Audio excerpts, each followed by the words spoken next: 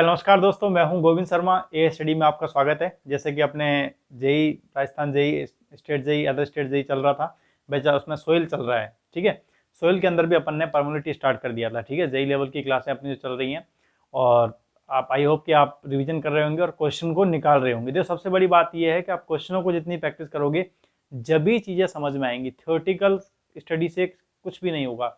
आप तो न्यूमेरिक इन चीज़ों को पढ़ते रहोगे, नोट्स को तो पढ़ते रहो, साथ में जितना हो सके 40% आप इस पे सब्जेक्टिव पे ध्यान दो और 60% आप क्वेश्चनों पे जोड़ दो।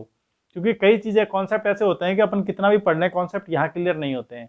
तो और फिर अपने को कॉन्सेप्ट क्लियर के चक्कर में अपना टाइम होता है अपने पास लिमिटेड।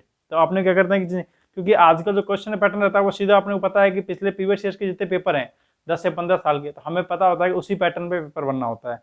तो वो पैटर्न हमें कब आएगा, जब हम पीछे के क्वेश्चनों को करेंगे तो हमें मालूम चल जाएगा कि क्वेश्चन कैसे आ रहे हैं और हम आंसर कैसे देने हैं। फिर हमें इतना दिमाग इसमें नोट्स में वेस्ट नहीं होगा। एक बार आप नोट्स पढ़ते हो, अभी मैं समझाता हूँ, जब चीज़ को समझ लिया करो। उसके बाद आप अगर इसके स्क्रीनशॉट लेके नोट्स बनाते हो, उस समय थोड़ा पढ़ लिया करो। उसके बाद इस टॉपिक के क्वेश्चनों को निकाला करो। जहाँ तक हो सकता है 2 से 4 क्वेश्चन तो मैं निकलवा रहा हूँ साथ साथ में आपको, लेकिन आप 2-4 क्वेश्चनों से पार नहीं पड़ेगी, आपको और क्वेश्चन भी निकालने पड़ेंगे। प्रीवियस ईयर्स की कोई भी बुक ले लीजिए, चाहे आईएएस मास्टर की एसएससी प्रीवियस ईयर्स ले लीजिए, चाहे आप ये यूथ वाली पब्लिकेशन ले लीजिए, या आपकी गुप्ता एंड गुप्ता है, कोई निकाल लीजिए। तो पहले इन जहाँ तक होता है पहले शुरुआत कीजिए आप जेई क्वेश्चन के प्रीवियस ईयर्स की। क्योंकि बुक क्यों नहीं, बुक का मैं क्यों प्रेफर नहीं कर रहा हूँ कि जैसे गुप्ता एंड गुप्ता है, आर अगोर है, तो ये बुक क्या होती हैं, ये स्टैंडर्ड बुक होती हैं, ये हर लेवल के एग्जाम के लिए। अगर आप एएन की तैयारी कर रहे हो तब भी आपको वही बुक पढ़नी है, आप जेई की तैयारी कर रहे हो तब भी आप वही बुक पढ़ रहे हो, गेट की एग्जाम की तैयारी कर रहे हो लगभग उसमें क्वेश्चन ऐसे। तो आपको क्या करना है कि एक बार अपने जेई लेवल के क्वेश्चन या पीरियड्स ईयर्स में जेई लेवल के क्वेश्चन कैसे आ रहे हैं, जेई लेवल के क्वेश्चन कैसे आ रहे हैं, उससे आपको पता चलेगा कि मेरा स्टैंडर्ड कहाँ है, मुझे किस तरह तैयारी करनी चाहिए। फिर आपके वो क्वेश्चन आपको होने लग जाए कि सर वो क्वेश्चन मेरे इजीली हो रहे हैं, कहीं दिक्कत नहीं आ रही है, फिर आप आईएएस के प्रीवियस ईयर्स के क्वेश्चन कीजिए। फिर जो आईएएस में हल्के हल्के वन लाइनर क्वेश्चन आए हुए हैं, फिर आप उनको निकालिए। तो बेस्ट तैयारी करने का यही तरीका रहेगा। फिर आपको लास्ट टाइम लगता है कि मुझे बुक निकालनी चाहिए, क्योंकि बुक में सारे क्वेश्चन वहीं से मिल जाते हैं, फिर तो बुक से क्वेश्चन आ रहे हैं तो वहीं मिल जाते हैं। ठीक है, चलिए अब बात करते हैं परमिलिटी ऑफ सोइल की। परमिलिटी ऑफ सोइल क्या होती है, हम पढ़ लिए थे, कल पढ़ लिए थे कि सर सोइल सैंपल के अंदर से पानी का पास होना निकास होना, उसको हमने परमिलिटी कहा था। अलग अलग टाइप की सोइल के लिए परमिलिटी की वैल्यू अलग अलग होती है। तो हमने कहा था सबसे बड़े पार्टिकल के लिए, कोर्स ग्रेन सोइल के लिए, जो बड़े पार्टिकल होते हैं उसमें परमिलिटी क्या होती है, सबसे ज्यादा होती है, और सबसे कम पार्टिकल, छोटे पार्टिकल में परमिलिटी कम होती है। आपने सर रीजन भी सीखा था, तुमने क्या रीजन सीखा था कि बड़े पार्टिकल होते हैं उसमें एयरवर्ड ज्यादा होते हैं, एयरवर्ड ज्यादा होते हैं तो उसमें से पानी इजीली निकल सकता है, और जितने छोटे पार्टिकल होते हैं उसमें एयरवर्ड कम होते हैं तो उसमें से पानी इतनी आसानी से नहीं निकल सकता, इसलिए उसमें परमिलिटी कम होती है। कल हमने डिफरेंट साइज की परमिलिटी सोइल पढ़ ली थी कि भाई इस साइज की कोर्स ग्रेन सोइल के लिए कितनी लिमिटेड होती है, अपन ने फाइन ग्रेन सोइल के लिए कितनी लिमिट होती है, क्ले के लिए कितनी लिमिट होती है, सिल्ट के लिए कितनी लिमिट होती है। इस चीज को अपन कल पढ़ चुके थे, यहां तक आपको कोई दिक्कत नहीं थी। फिर हमने एक सीपेज वेलोसिटी पढ़ी थी। हमने सीपेज वेलोसिटी क्या होती है, वीएस बराबर वी अपॉन एन। डायरेक्ट ही उससे क्वेश्चन पूछाता है, वो आपको याद होनी चाहिए।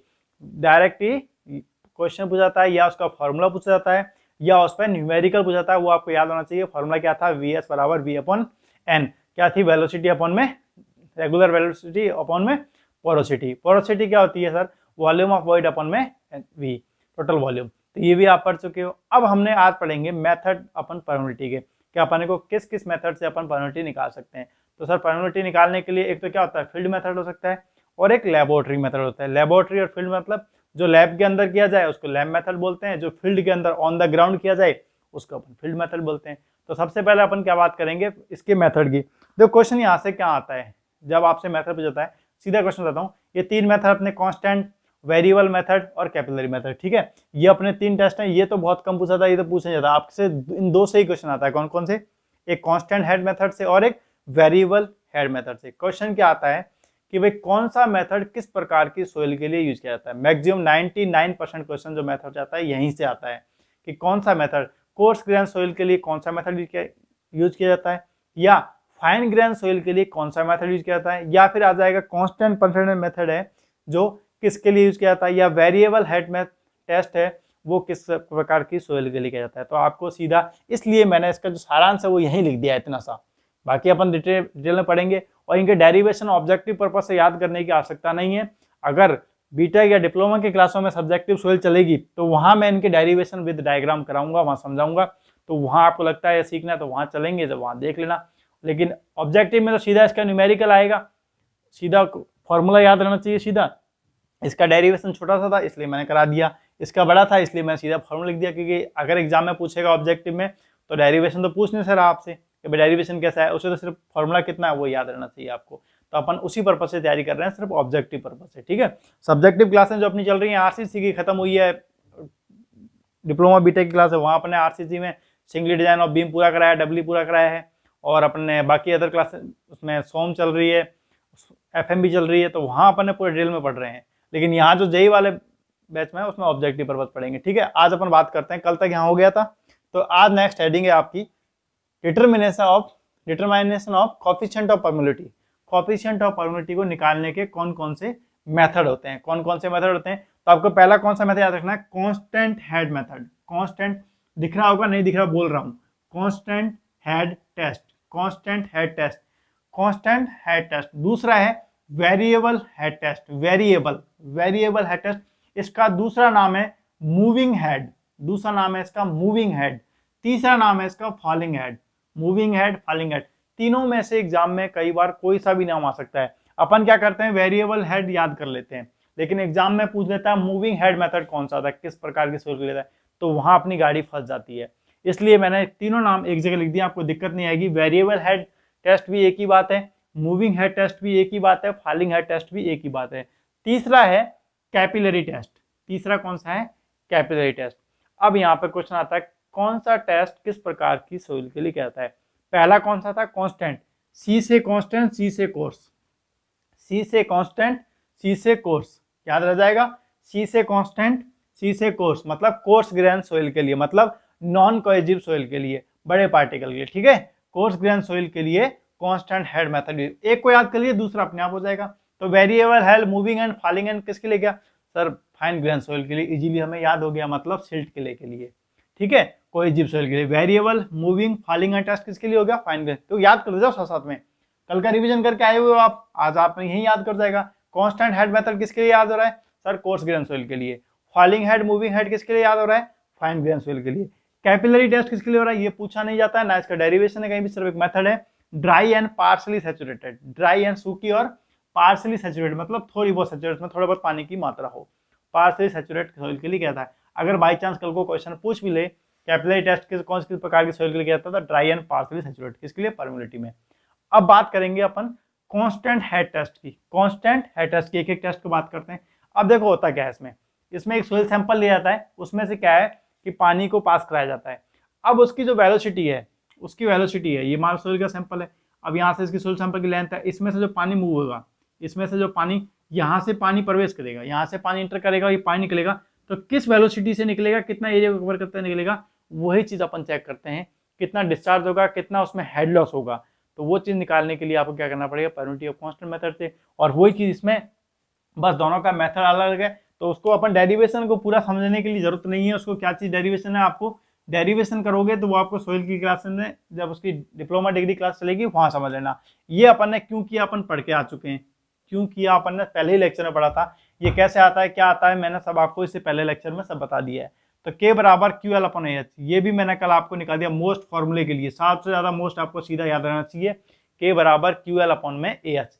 ये चीज मैं इसलिए नहीं बता रहा हूँ, कल के लेक्चर में बता चुका हूँ, ठीक है, कल आपको सब चीज ये पढ़ा दी थी मैंने। तो ये कांस्टेंट हेड टेस्ट पढ़ ली थी, यहाँ से न्यूमेरिकल आता है, क्यू डिस्चार्ज। अब टाइम के रिस्पेक्ट में कई बार पूछ लेता है, यहाँ से ऑब्जेक्टिव पूछ लेता है, तो अपनी गलत होने के चांस होते हैं कि सर ने ऐसा पढ़ाया ही नहीं था, टी तो कहीं था ही नहीं। तो टाइम के रिस्पेक्ट में क्यू बराबर क्या होता है, वॉल्यूम अपॉन में टी। क्यू डिस्चार्ज बराबर क्या होता है कि भाई कितने वॉल्यूम में से कितने समय में किस एरिया में से वो जो पानी है पार्टिकल में से पास हो रहा है, तो उसको अपन क्या बोलते हैं, डिस्चार्ज बोलते हैं। तो डिस्चार्ज होगी, तो मैंने क्यू की जगह वैल्यू पुट कर दी, क्यू एल अपॉन में ए एच टी। तो के बराबर क्या हो गया मेरा, क्यू एल अपॉन में ए एच टी। तो ये मेरा हो गया कांस्टेंट हेड टेस्ट। अब सर इसमें तो याद क्या रखूं मैं, तो याद कुछ नहीं रखना, कांस्टेंट हेड टेस्ट किस प्रकार की सोइल के लिए काम आता है, कोर्स ग्रेन सोइल के लिए। फॉर्मूला क्या होता है, के बराबर क्यू एल अपॉन में ए एच। और सर क्या याद करना है, the course grain soil gravel and sand. अगर कोर्स ग्रेन सोइल ना देके क्या दे सकता है, ग्रेवल और सैंड। कोर्स ग्रेन सोइल का मतलब क्या है, या तो ग्रेवल या सैंड हो सकता है। आपसे मैं भी कह रहा हूँ कोर्स ग्रेन सोइल के लिए कौन सा मेथड यूज किया जाता है, तो आप कहोगे सर कांस्टेंट है टेस्ट। लेकिन एग्जाम में पूछ ले कि ग्रेवल के लिए कौन सा परमिटिविटी टेस्ट करोगे आप, तो आप सिंपल बताओगे ग्रेवल और जो सैंड है वो कौन सी में आती हैं, सर कोर्स ग्रेन सोइल के अंदर आती हैं। तो इसलिए मैंने यहाँ लिखा दिया टेस्ट कौन सा, कोर्स ग्रेन सोइल, ग्रेवल और सैंड के लिए, इसी में लिखा दिया, ठीक है। अब इसको परफॉर्म किसके साथ करते हैं, इसको हेल्प करते हैं पेरीमीटर। पेरीमीटर किससे करते हैं, पेरीमीटर। और इसकी डायमेंशन क्या होती है, इतना याद करने की जरूरत नहीं है, लिखा दिया। हाइट होती है 127.3 mm और डाया होता है 100 mm, ठीक है। परमीमीटर का डाया कितना होता है, हाइट होती है 127.3 mm और डाया होता है 100 mm। अगर आप याद, इसको तो याद रखो तो ठीक है, नहीं रखो भाई, इतना याद रखो भाई, इसकी हेल्प से क्या जाता है। मैन आपको वो याद रखना है, constant head test coarse grain soil के लिए क्या जाता है, कोर्स ग्रेन सोइल मतलब ग्रेवल और सैंड के लिए। दूसरा है वेरिएबल हेड टेस्ट, इसी को क्या बोलते हैं, मूविंग हेड टेस्ट। इसी को क्या बोलते हैं, फॉलिंग हेड टेस्ट मतलब गिरने वाला टेस्ट, ठीक है। तो ये किसके लिए, फाइन ग्रेन सोइल के लिए। फाइन ग्रेन सोइल के लिए बात करूं तो सिल्ट एंड क्ले के लिए। किसके लिए, सिल्ट एंड क्ले के लिए, अर्थात कोएजिव सोइल के लिए। तो वो सर नॉन कोएजिव सोइल के लिए, बिल्कुल नॉन कोएजिव सोइल के लिए। वो किसके लिए, ये फाइन ग्रेन सोइल के लिए और कोएजिव सोइल के लिए वैलिड होता है। इसके लिए फॉर्मूला क्या है, आप सीधा फॉर्मूला याद रख लेना, याद रखो, इस पर न्यूमेरिकल नहीं, सिर्फ फॉर्मूला ही आएगा। 2.3 AL/80 log 10 H1/S2। ये क्या है, ब्यूरेट एरिया। जब आप सोइल सैंपल्स के लिए पानी को लाओगे तो उसमें क्या है, पाइप लगेगा जो इससे, तो वहां पे एक ब्यूरेट लगे, ब्यूरेट का एरिया हो जाएगा। एल क्या है, लेंथ ऑफ सैंपल है, सैंपल कितनी, या थिकनेस, कई जगह लेंथ का ना देके थिकनेस भी दे सकता है सैंपल की, ठीक है। Cross section area soil sample का। Time required to H1 to H2 height, भाई टाइम कितना, पहले H1 था पानी, फिर H2 हाइट पे आ गया, तो वो क्या होगा मेरा टाइम, कितने टाइम में आया, तो वो टाइम नोट करना है, इतने टाइम से इतने टाइम हेड लॉस हो गया। और H1 क्या है, इनिशियल हेड, के पहले हेड इतना था। H2 क्या है, कि फाइनल, के आफ्टर कुछ समय के बाद कितना हेड हो गया, कुछ समय के बाद कितना हेड पानी हो गया। पहले हेड ए क्या हो गया, ब्यूरेट का एरिया, एल क्या होगी, लेंथ ऑफ सैंपल, ए क्या हो गया, cross area of soil sample, T time required of the H1 height, H1 क्या हो गया, इनिशियल हेड, H2 क्या हो गया, हेड जब कब, आफ्टर टाइम के कुछ समय के बाद। तो इस पे क्या है, आपको सीधा फॉर्मूला याद करना है, ठीक है। ये आपको सीधा फॉर्मूला याद रखना है। अब इस पे ही मैं कुछ है ना, 2-4 क्वेश्चन, इस टाइप के क्वेश्चन, किस टाइप के क्वेश्चन आते हैं, क्योंकि आपको थोड़ा सा ऐसा लग रहा होगा सर हमें कम समझ में आ रहा है कोई चीज, कि इस पर क्वेश्चन किस प्रकार के आते हैं। देखो आपका वो मैं अभी 2-4 क्वेश्चन आपको एग्जाम में आए हुए लिखवा देता हूँ, करवा देता हूँ, ठीक है। मैं लिख लेता हूँ, उसके क्वेश्चन का देता हूँ आपको, फिर आपको समझ आ जाएगा क्वेश्चन किस टाइप के आ रहे हैं, ठीक है। तो आपको दिक्कत समस्या लेने की जरूरत नहीं है, लोड नहीं लेना कि मेरी ये चीज समझ में नहीं आ रही, इसको तो मैं रट रहा हूँ। देखो कुछ चीजें ऐसी होती हैं, आप इसको अगर समझ के करोगे तो चीज वही आप समझ गए। सोइल सैंपल परमिटिविटी क्या होती है, सोइल सैंपल अब वो कितने में आता है, तो वो डिस्चार्ज निकालना या एरिया निकालना, वॉल्यूम निकालना, वो आपसे न्यूमेरिकल पूछेगा। डेरिवेशन को रटने से ये टाइम वेस्टिंग है। आज आप डेरिवेशन सीख भी लोगे, इनका सीख लोगे तो 1 मिनट के लिए आपको आज ये डेरिवेशन आ जाएगा, आपको संतुष्टि होगी, हाँ मेरे को डेरिवेशन आता है। लेकिन डेरिवेशन का बटेगा क्या, क्या करोगे डेरिवेशन का, जब आपको ये मेन फॉर्मूला याद नहीं है। अब ऑब्जेक्टिव में आप डेरिवेशन निकाल के तो फॉर्मूला निकालोगे नहीं, तो आपको सीधे फॉर्मूला या, क्योंकि एग्जाम को पास करने के लिए आपको चीजें आपको डायरेक्ट ही आनी चाहिए। ऑब्जेक्टिव में कॉन्सेप्ट रखे रह जाते हैं, ऑब्जेक्टिव पेपर करते हो जब वहां पे कॉन्सेप्ट धरे रह जाते हैं, अगर वहां आपको चीजें सीधी क्लियर हैं तो आप कर पाओगे, नहीं तो फंस जाओगे। तो बस वही चीज है, चीजों को क्लियर करते चलो, ठीक है। मैं अब क्वेश्चन का आया हूं, चलिए देखो अब तक अपने परमिटिविटी जो सोइल पढ़ी है उससे अभी तक आपको थोड़ा लग रहा होगा सर क्वेश्चन होंगे या नहीं होंगे। तो कुछ क्वेश्चन जो लिए हैं प्रीवियस ईयर्स के एग्जाम में आए हुए हैं, सभी ऑल इंडिया जेई के एग्जाम में कहीं ना कहीं ये क्वेश्चन आए हुए हैं। हालांकि जब एग्जाम चैप्टर कंप्लीट हो जाएगा, जैसे 8-10 क्वेश्चन जब भी कराऊंगा मैं, लेकिन आपकी मनसा दूर करने के लिए कि आपको कोई दिक्कत नहीं, क्वेश्चन कुछ ज़्यादा डिफरेंट नहीं आते हैं। अब देखो क्वेश्चन इसी टाइप के क्वेश्चन आपसे एग्जाम में पूछे जाते हैं। तो पहला क्वेश्चन क्या कर रहा है, देखो क्वेश्चन टाइम नहीं है, Darcy law is not applicable for flowing, मतलब कि डार्सी का जो नियम, मैंने आपको डार्सी के नियम की कुछ लाइनें लिखाई थी कि डार्सी का नियम किसके लिए था एप्लीकेबल। आपने कहा सर फाइन ग्रेन सोइल के लिए था, आपने पढ़ा था, क्ले सिल्ट के लिए, सैंड के लिए, ठीक है था, फाइन ग्रेन सोइल के लिए था। तो अब देखो ये कह रहा है कि इसमें से कौन सी सोइल है जिसके लिए एप्लीकेबल नहीं है। तो आपने देखा फाइन सैंड के था सर, फाइन ग्रेन सोइल के लिए, क्ले के लिए भी था, सिल्ट के लिए भी था, ग्रेवल, क्या ग्रेवल के लिए एप्लीकेबल था वो? आपने कहा नहीं सर, ना तो जो ज्यादा छोटे पार्टिकल के लिए एप्लीकेबल था, मतलब कोलाइड्स के लिए एप्लीकेबल नहीं था। तो सबसे छोटा पार्टिकल कौन सा है, कोलाइड्स है, और ग्रेवल के लिए भी, तो कोलाइड्स तो इसमें ऑप्शन का है ही नहीं, और प्रॉब्लम मतलब इसने पूछा किसके लिए एप्लीकेबल नहीं है, तो कोलाइड्स ऑप्शन में है नहीं। अगर सर ग्रेवल की जगह कोलाइड्स होता तो हम कोलाइड्स पे जाते, बिल्कुल आप कोलाइड्स पे जाते। ना तो ये एकदम छोटे के लिए एप्लीकेबल है, ना ज्यादा बड़े के लिए एप्लीकेबल है, फाइन ग्रेन सोइल के लिए एप्लीकेबल है। तो पूछा है Darcy law is not applicable for flow in, मतलब किसके लिए एप्लीकेबल नहीं है। तो आपने ऑप्शन देखा fine sand, clay, silt, gravel. तो किसके लिए एप्लीकेबल नहीं है? Option number D sir, option number D किसके लिए एप्लीकेबल नहीं है? ये ग्रेवल के लिए एप्लीकेबल नहीं है।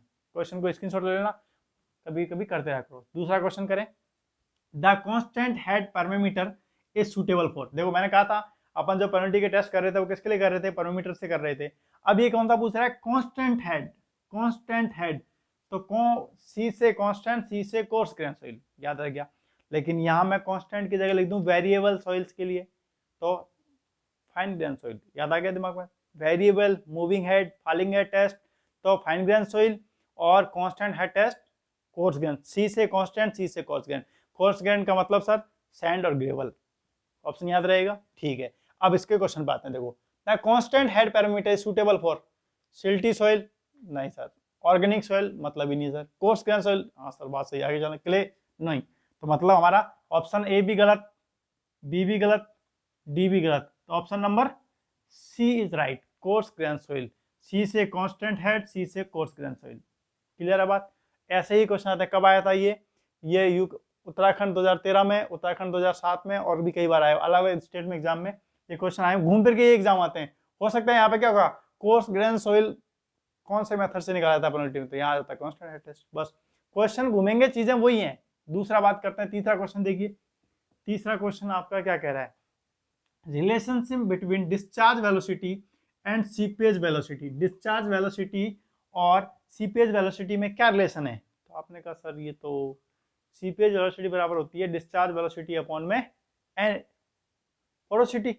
पढ़ के आए हो आप, रेगुलर वेलोसिटी या डिस्चार्ज वेलोसिटी पढ़ के आए हो। वीएस बराबर वी अपॉन एन। अब ऐसी चीज कहाँ लिखी हुई है? देखो ऊपर के दो क्वेश्चन हो गए, इनको साफ कर दूं वाले ऊपर वाले को, बाद में या तो एक बार स्क्रीनशॉट ले लो, फिर उतार लेना नोट्स में। नोट्स में उतार लेकर अच्छे रहोगे, ठीक है? उतार लेना इनको इसके सामने ही। चलिए, तो मैं इसको ऊपर वाले को साफ कर रहा हूँ स्क्रीनशॉट लेके। चलिए अब बात करते हैं अपन, जैसे आपको ये क्वेश्चन दिखे, क्वेश्चन रिलेशनशिप बिटवीन। अब देखो वीएस बराबर क्या होता है रिलेशनशिप में, मुझे क्या याद रखना है? वीएस बराबर वी अपॉन में एन, ये चीज का है।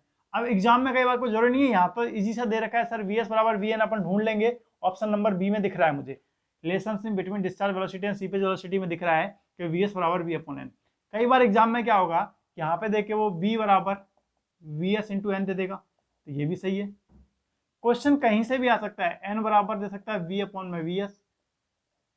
ये चीजें घुमाने का काम उसका एग्जाम देगा, इसलिए हमें रटना नहीं है, हमें वी अपॉन एन याद नहीं रखना है, क्योंकि एग्जाम में वो वी अपॉन एन भी ऐसे देगा, वी इंटू एन दे देगा। क्योंकि यहाँ तो अभी अपन पढ़ रहे हैं, यहाँ तो अपन अभी पढ़ रहे हैं, तो अपने को चीजें याद रह रही हैं। लेकिन एग्जाम में क्या होगी, ये चीज थोड़ी छोटी छोटी बारीक चीज क्या, तो एग्जाम में कंफ्यूजिंग होती है। तो एग्जाम में क्या होगा, आपको वी एस बराबर वी अपॉन एन होगा और वी बराबर वी एस अपॉन एन होगा। ये कहानी गड़बड़ कर जाएगी वहां पे फॉर्मूले में, तो वहां आपके दिक्कत हो जाएगी, मुझे कहाँ क्या करना है। तो ये चीजें छोटी छोटी बारीकियां है ना, बस यही एग्जाम से या तो बाहर करती है अंदर करती हैं। तैयारी 50% बच्चों की, जो 30% बच्चे होते हैं उनकी बराबर होती है, लेकिन 10% सिलेक्शन होने के कारण क्या होता है, ये छोटी छोटी बारीकियां जो होती है ना, आपने अक्सर देखा होगा मैक्सिमम बच्चे 1-2 नंबर से रहने वाले बच्चे जो होते हैं, एक दो नंबर से, वो यही कारण रहते हैं कि उनके क्वेश्चन आते हुए गलत होते हैं। 4 से 5 क्वेश्चन कहते हैं सर 4 से 5 क्वेश्चन मुझे रियलिटी आ रहे थे वहां, लेकिन वो गलत हो गए।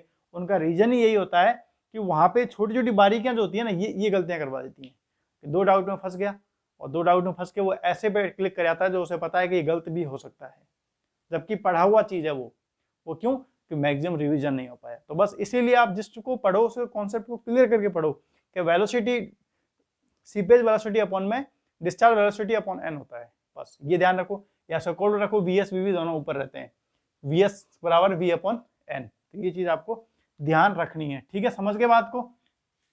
समझ गए? क्लियर? चलिए अब बात करते हैं अपन नेक्स्ट क्वेश्चन की।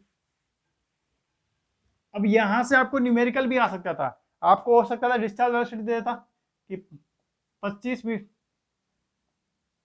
मीटर पर सेकंड, सेमी पर सेकंड, वेलोसिटी डिस्चार्ज वेलोसिटी रहती, ठीक है? तो 25 मीटर पर सेकंड और आपको एन पोरोसिटी देता 5, तो क्या होता है आपकी वेलोसिटी 25 अपन 5 अपन में 5। तो ये भी आपको याद रखना पड़ता है, ठीक है? चलिए ये क्वेश्चन है, क्लियर है? अब चौथे क्वेश्चन करते हैं अपन। चौथा क्वेश्चन देखिए क्या कह रहा है, the property of the property of a soil which permits water to percolate through it is. Sir समझ में नहीं आया। अब देखो, अब सोइल का वह गुण जिसमें सोइल अपने में से पानी को गुजरने देता है, अल्लाह सर इतनी सी बात थी क्या सर? ये तो परमिबिलिटी कहते हैं इसको तो परमेबिलिटी कहते हैं सर। जो सोइल पार्टिकल अपने में से पानी को निकलने दे तो उसे परमिबिलिटी कहते हैं। अब अंग्रेजी में थोड़ा टप्पा, लेकिन वहां पे अपने को हिंदी भी मिलेगी। तो the property of soil which permits मतलब अलाउ करता हो वाटर को टू परकुलेट थ्रो मतलब अपने में से अलाउ करता हो कि अपने में से निकलने के लिए। तो कैपिलरिटी नहीं, कॉन्सोलिडेशन नहीं, परमिबिलिटी सी ऑप्शन आपका एकदम एक्यूरेट हो जाएगा। भाई परमिबिलिटी अपने क्या करता है, अलाउ करता है। और मॉइस्चर कंटेंट तो अलग कहानी है। बताओ कहीं दिक्कत यहाँ तक? ऐसे क्वेश्चन ही आते हैं बस। लेकिन क्या होता है कि मैटर ज्यादा हो जाता है ना अपने पास, तो अपने को क्या तैयारी नहीं कर पाते अपन कि भाई ये चीजें भूल जाते हैं। बराबर पढ़ते रहोगे रेगुलर, यहीं से क्वेश्चन आते हैं। चलिए next question last. The coefficient of permeability of clay is not more than. याद की थी आपने जब मैंने लिखाया था टाइप्स ऑफ सोइल, ग्रेवल के लिए कितनी थी? 1 सेंटीमीटर से मोर देन 1 सेंटीमीटर होनी चाहिए। फिर आपने कितनी की थी? 1 से 10 की -2, फिर 10 की -2 से 10 की -4, फिर 10 की -4 से 10 की -6, फिर लेस देन 10 की -6 से। किसके लिए थी? क्ले के लिए। लास्ट में ये सिल्टी क्ले के लिए, ये सिल्टी सैंड के लिए, ये सैंड के लिए। आपने कंडीशन याद नहीं करी, मैंने कहा था इसको याद करें, ऐसे क्वेश्चन आएगा। तो क्या है, एसएससी जेईई 2015 में क्वेश्चन आया हुआ है। एसएससी जेईई 2015 क्वेश्चन क्या आया? The coefficient of permeability of clay is not more than, कि जो क्ले की परमिबिलिटी होती है वो किससे ज्यादा नहीं होती है? 1 सेमी पर मीटर सेकंड से। क्ले की बात नहीं है तो ग्रेवल की बात होगी। 1 - 2 सैंड के लिए हो गया। 10 की -4 ये तो चला गया सिल्टी सैंड के लिए। या 10 की -6 हमने पढ़ा था लास्ट में, 10 की -6 से ज्यादा नहीं होनी चाहिए। किसके लिए? इससे ज्यादा नहीं होती। किसके लिए? क्ले के लिए। किसके लिए? क्ले के लिए। Option number D. 1 इंटू में लगाने के लिए आपका कर दिया, कंफ्यूजन कर दिया है आपके लिए। बताओ अब ये क्वेश्चन थोड़ा सा टफ चला गया, बस ये क्वेश्चन अंदर, क्योंकि ये चीज डाटा क्या होता है याद नहीं रह पाते वहां। डाटा याद नहीं रहे, क्वेश्चन आ गया, क्वेश्चन पेपर हार्ड था। हार्ड नहीं था, अपन ने तैयारी नहीं करी, चीज छोड़ दी।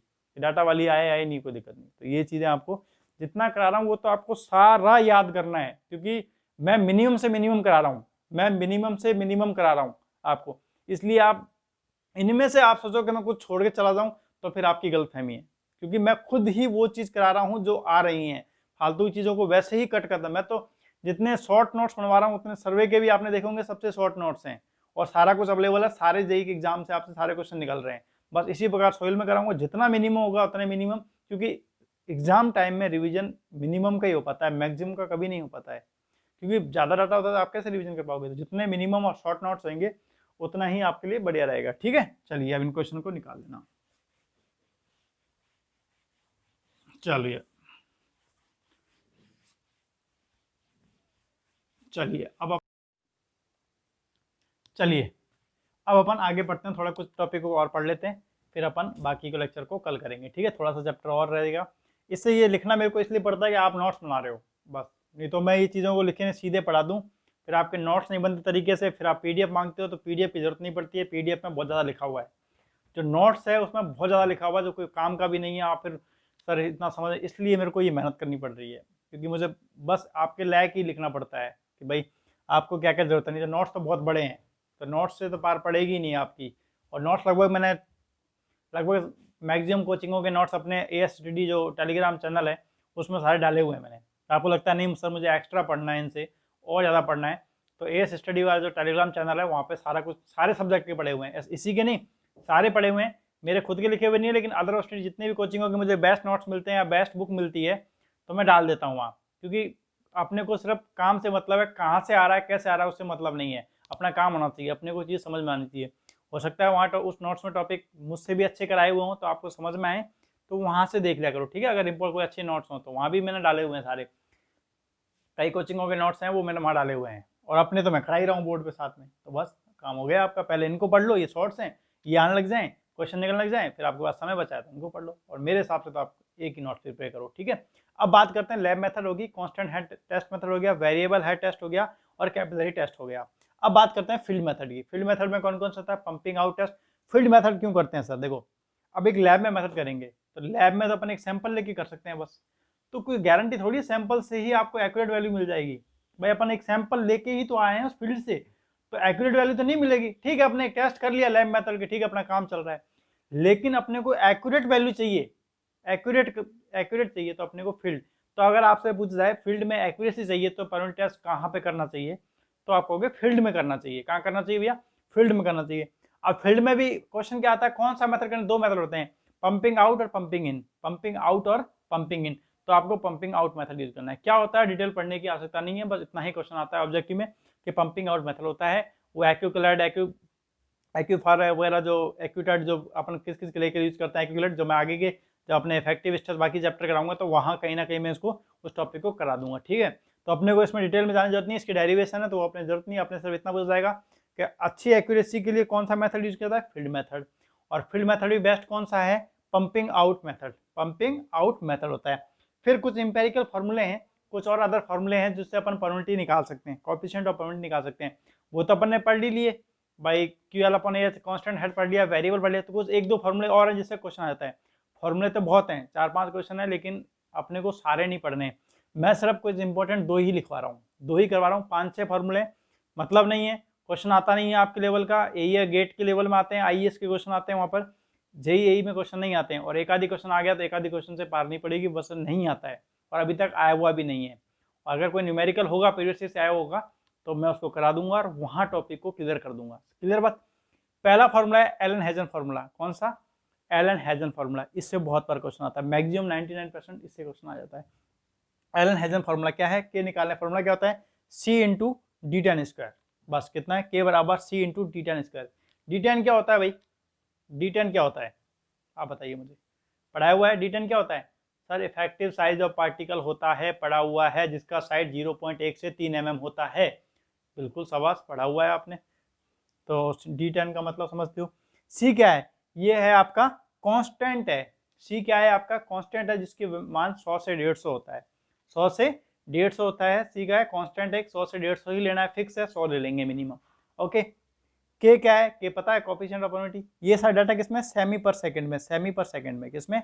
जब आपको डाटा सेमी पर सेकंड में दे रखा है, मतलब D10 का जो पार्टिकल का साइज है, जो आपको इफेक्टिव पार्टिकल साइज है, अगर वो सेंटीमीटर में दे रखा होगा और आपको प्रोबेबिलिटी कोएफिशिएंट K की वैल्यू अगर सेमी पर सेकंड में दे रखी होगी तो आपको K का मान 100 से 150 लेना है। 100 मानो 100 लेना है आप, तो क्या 100 से 150 नहीं, आप तो 100 याद रखो, बस 100 लेना है। ठीक है, और वहीं अगर ये mm में बात हो, mm सेकंड में बात हो, तो आपको कितना लेना है? 10 लेना है।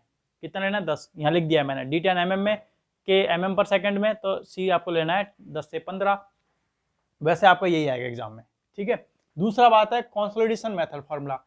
इसके बाद जो चैप्टर है अगला वो कंसोलिडेशन ही है। कंपैक्शन हो गया, पेनल्टी के बाद नेक्स्ट चैप्टर कंसोलिडेशन करने वाला हूँ, वहाँ इसको डिटेल से पढ़ने वाले हैं अपन। ठीक है, फिर भी एग्जाम में बहुत बार ये न्यूमेरिकल फॉर्मूला पूछा गया है, बहुत बार। जब आप ऑब्जेक्टिव करोगे बस घुमा फिरा के, कभी CB को यहाँ बेच के, कभी गामा को यहाँ बेच, बस घुमा फिरा के, बस ये चीज है। कई बार पूछा गया है K बराबर CV gamma W MB, CV gamma W MB K बराबर, ठीक है, CV गामा W MB कई बार क्वेश्चन पूछा गया है, इसलिए याद, ये जो एक एक चीज कर रहा हूँ, फिर कहता हूँ हमेशा आपको, एक भी चीज फालतू नहीं है। CV क्या है? Coefficient of consolidation.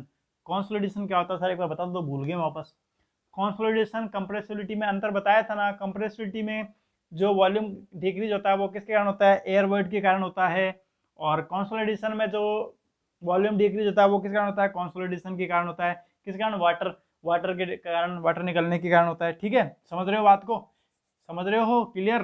तो gamma W unit weight of water, MV coefficient volume compressibility, coefficient of volume compressibility.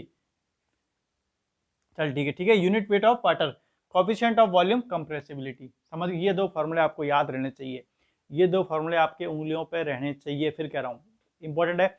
इसी में 3-4 फार्मूले और हैं, वो मैं नहीं करा रहा हूँ, आपको नहीं जरूरत है, पर ये दो फार्मूले आपको नहीं छोड़ने हैं। K बराबर CD10 स्क्वायर, K बराबर गामा डब्ल्यू CV MV। ठीक है, ये आपको याद रखने हैं। ये से न्यूमेरिकल भी आ सकता है, क्वेश्चन भी आ सकता है। मैक्सिमम बार ये फॉर्मूला पूछा गया है, कई बार। प्रीवियस ईयर की बुक निकालो, क्वेश्चन मिल जाएंगे वहाँ पे। ठीक है, अब देख लिए क्वेश्चन है, किसी एग्जाम में आया हुआ है, ये किसी एग्जाम में क्वेश्चन आया हुआ है, मैं सीधा करा रहा हूँ उसको। ठीक है, एग्जाम में क्वेश्चन आया, क्या लिखा हुआ है? Loose uniform sand, a loose uniform sand with rounded grains, मतलब एक यूनिफॉर्म सैंड है, एक जैसी सैंड है जो किसमें कैसी शेप में, राउंड शेप में, मतलब गोल है। अब आप एक दिन मैंने पूछा था वर्कुलरिटी ज़्यादा किसकी होती है, राउंड की। हमेशा ध्यान रखना गोलाकार पार्टिकल की जो वर्कुलरिटी सबसे ज़्यादा होती है, सबसे ज़्यादा होती है, और एंगुलर की सबसे कम होती है, लेकिन स्ट्रेंथ इसकी सबसे ज़्यादा होती है जबकि इसकी सबसे कम होती है। ठीक है, ये हमेशा ध्यान रखना है, छोटी छोटी बातें आपको याद रखने क्यों होती है, जब कंक्रीट पढ़ाएंगे अपन वहाँ अपन चीज़ें क्लियर कर लेंगे। ठीक है, loose uniform sand with rounded grains, effective grain size of 0.05 centimetre. Effective grain size मतलब D10 का आपको क्या दे रखा है, 0.05 सेंटीमीटर D10 दे रखा है। Coefficient of permittivity of the sand is, तो आपको के बताना है, के बताना है। अल्लाह सर इफेक्टिव साइज दे के सिर्फ के पूछा है, तो मतलब ना तो वो कांस्टेंट हैंड वाला फॉर्मूला काम आ रहा, ना वेरिएबल वाला काम आ रहा, लेकिन ये फॉर्मूला काम आ रहा है, के बराबर CD10 स्क्वायर, के बराबर CD10 स्क्वायर। सर सी की वैल्यू तो दी हुई नहीं है मेरे को इसमें क्वेश्चन में सर। अरे नहीं दी हुई तो क्या हुआ, तो कोई याद करने की बोली थी ना, कि 100 से 150 के बीच होती है, 100 रखनी है। जब सारे मान सेंटीमीटर में दे रखे हैं ना, आंसर भी सेंटीमीटर में आ रहा है, तो लिख दो, क्या दिक्कत है। के बराबर सी की वैल्यू कितनी होगी, 100। याद रहनी चाहिए, कहा था ना आपको, याद रहनी चाहिए। ऑब्जेक्टिव में पूछ सकता है कांस्टेंट की, के बराबर CD10 स्क्वायर बराबर में सी की वैल्यू लिमिट होती है। ये लो क्वेश्चन बन गया इसका, के बराबर CD10 स्क्वायर लिमिट है, इसमें सी की वैल्यू होती है, लिमिट कितनी है, तो 100 से 150। चलिए 100 D10 का स्क्वायर 0.05 का होल स्क्वायर, स्क्वायर कर दो, इसका कितना हो जाएगा, इसका करोगे 5 25 25 0 0 0.5, 100 से मल्टीप्लाई करोगे तो कितना आ जाएगा, 0.25 सेमी पर सेकंड। ऐसा कोई आंसर है क्या ऑप्शन में, सर ऑप्शन नंबर ए ऐसा ही जा रहा है। जो सीधी सी बात है, इसमें अगर आपको याद गणित भी नहीं लगे कि सर फॉर्मूला भूल जाऊं, तो देखो D10 स्क्वायर बराबर क्या है, D10 का स्क्वायर होता है 5 का स्क्वायर 25। आपको कहना का पता लग गया कि आंसर 0.25 या 2.5 या 2.5, अगर आपको गणित नहीं लगा पा रहे हो तो आपको पता लगेगा ऑप्शन कहीं ना कहीं 2 और 5 के बीच में है, क्योंकि 100 से वैल्यू है, तो यहाँ कहीं भी नहीं है, बस एक ही ऑप्शन में डी। ये क्वेश्चन आया हुआ है, ध्यान रखना, मोस्ट एग्जाम आया हुआ क्वेश्चन न्यूमेरिकल ही रिपीट होता है, न्यूमेरिकल मैक्सिमम कई बार होता है डिटो रिपीट हो जाते हैं, इसलिए ध्यान रखना। ठीक है ना, इस चीज़ का विशेषकर ध्यान रखना। ठीक है, तो ये चीज़ आपको विशेषकर ध्यान रखनी है। तो ये क्वेश्चन आपका क्लियर हो गया। अब जो बाकी का चैप्टर जो बचा हुआ है उसको अपन नेक्स्ट लेक्चर में कर लेंगे, तो आपके प्रोबेबिलिटी भी फिर अपन का खत्म कर देंगे। बस आप पढ़ते रहिए, रिवीजन की जितना हो सके आप क्वेश्चन को निकालिए। अब आज अपन ने क्वेश्चन खूब निकाले, तो अपने को चीज़ें क्लियर हुई हैं कि हाँ ऐसे क्वेश्चन आता है, उस क्वेश्चन जैसे ही करते हो उस टाइप का। अब ये फॉर्मूला आप अपने आप याद हो गया आपको, किससे, इस न्यूमेरिकल से, यहीं जुड़ जाएगा नोट्स में आपके। जब दोबारा रिपीट करोगे, अच्छा ये फॉर्मूला इसका यूज ऐसे, तो आपको ऑब्जेक्टिव में जाने की भी बहुत कम जरूरत पड़ी, एक बार मेहनत की जरूरत है, बस एक बार जोर आएगा लिखने में, लेकिन अच्छे नोट्स बनेंगे और अच्छी पढ़ाई होगी आपकी। ठीक है, चलो मिलते हैं फिर नेक्स्ट वीडियो में आपके। ठीक है, okay, thank you so much.